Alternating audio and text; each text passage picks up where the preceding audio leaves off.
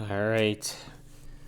Good evening, everyone. This is Daniel from Tradecraft, and took a bit of a hiatus just because I was a little under the weather, and have mostly recovered. And I didn't stop trading, so I thought I would just close out or detail how I ended the ServiceNOW position. So there's in the analysis section, you can see all the trades that were put on.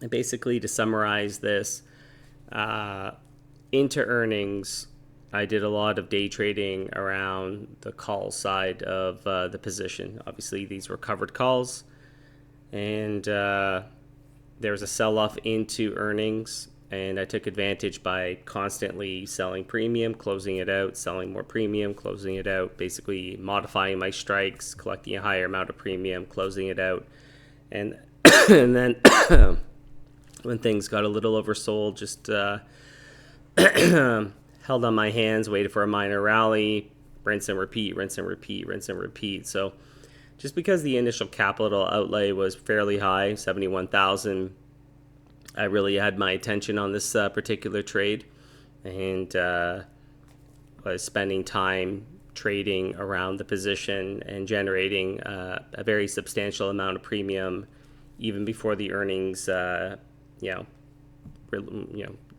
earnings print. And so fortunately, there was a nice gap up into earnings on ServiceNOW.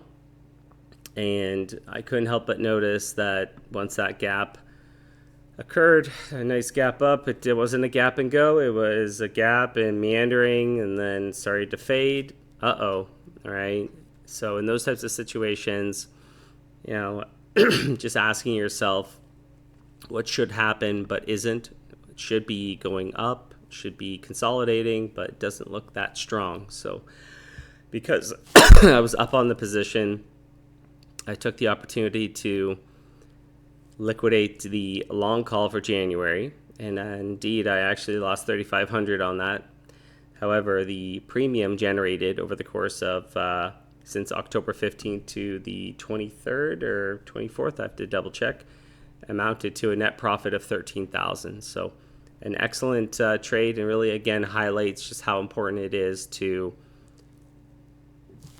if you're in a net debit position, have a plan to generate the premium necessary to turn that into a credit.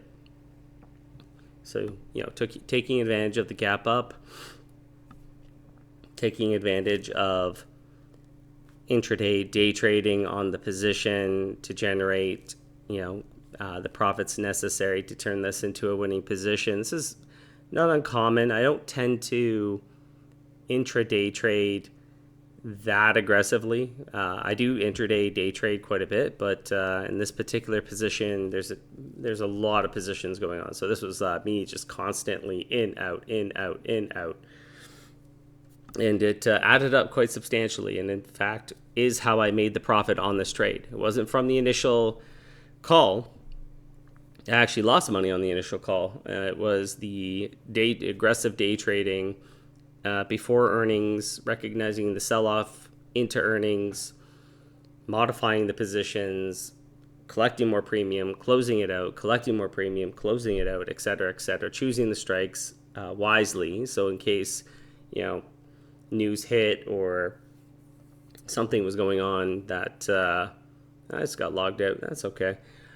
That would cause prior to earnings ServiceNOW to accelerate to the upside, that the strikes were still in my favor, right? So the upside was still worth it. And so I'm pretty happy with how this trade sort of evolved, and I took the win, got out of the position, and now we're going to set up for the election. So I still have to detail a number of different trades actually that have gone fairly well. KOLD, I actually did end up getting put to. So I'll detail that in a separate video of how I'm handling that. It's been kind of an interesting and wild ride on, nat gas. I had a good time. It's been, interesting. I've come out ahead significantly, so I'll be detailing that. And a few positions on MicroStrategy is another one. AppLovin is another one. And then,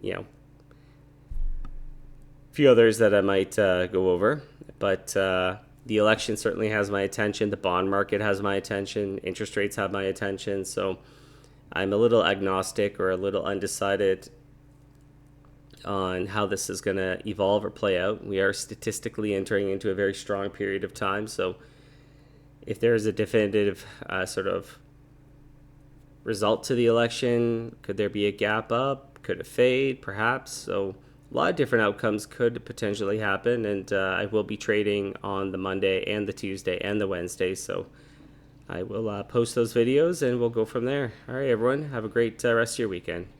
Bye-bye.